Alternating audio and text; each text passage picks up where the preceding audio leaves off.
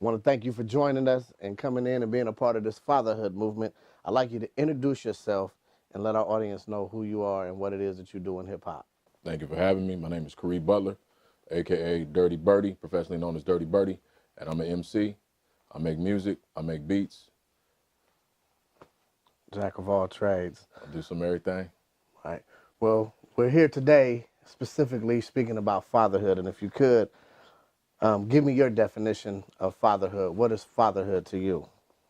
Fatherhood is being responsible, taking responsibility for who you created, who you brought into this world that didn't ask to come. How many children do you have? I'm a father of 10.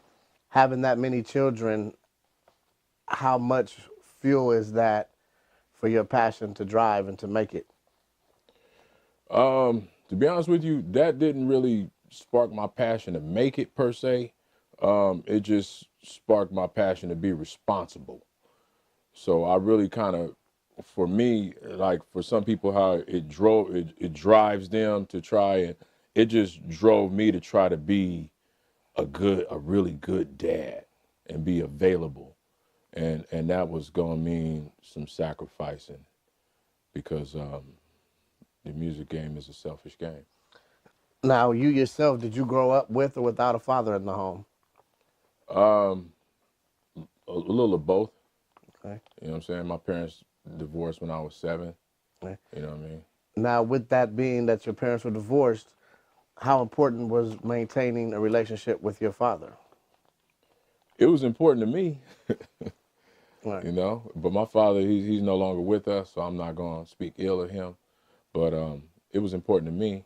Right. And I think some of the choices that he made in his life, it may have been important to him, but the choices that he made didn't parallel, you know, how he said he felt sometimes. Now, being that that was the scenario, how much did that play into you being determined to be there and, like you said, be available?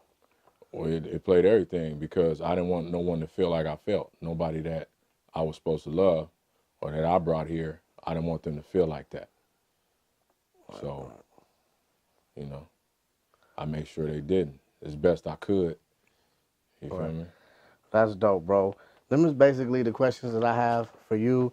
If there's anything extra that you might want to say in regards to fatherhood and encouraging it, or however you would have it be, there's something you'd like to say before we end this interview. Um, I'm not no perfect dad, man. I just do what I wish my father would have done with my sons and with my daughters. And I would just say to the young brothers that are coming up, that are, you know, dating and kicking it and doing their thing, you know, do your best to not make no oops babies, Right. you know, because, you know, oops babies don't get the kind of love that they're supposed to get unless you were raised right yourself and both of you guys are mature enough to step up and put your feelings or lack of aside for the betterment of the positive development of this child. If you ain't willing to do that and you know that about yourself, then don't engage irresponsibly sexually with young ladies whose mind you done blown with your mouthpiece or with something else, Right. you know, and bring a child into this place, you know, especially if you're African American, where it's already very difficult to exist without having to worry about something potentially being detrimental to your survival, Man. without even really doing anything. So that's a serious talk I have to have with my sons, and I think it's a lot of hurt people out here that really don't know how to be parents and just doing what they wish somebody would have done, but they're not always doing it the right way. And we got a lot of confused and hurt and angry, you know what I'm saying, children out here from people that was just humping Right. and not willing to really ensure that that kid had an opportunity to get what they needed, which was being there and love. Right. At the end of the day, I have not just money. led to ask, maybe to go maybe a little deeper in, um, when it comes to preparing and leaving something for your children, a legacy behind. Are there things that you're doing in the area of financial planning and life insurance and those things to secure and make sure that your babies don't have to have a car wash for you? Are those Yeah, steps that you're yeah. taking You know, in it's that funny area? that you say that because I just took out an insurance policy for myself because I don't want them to have to worry about that.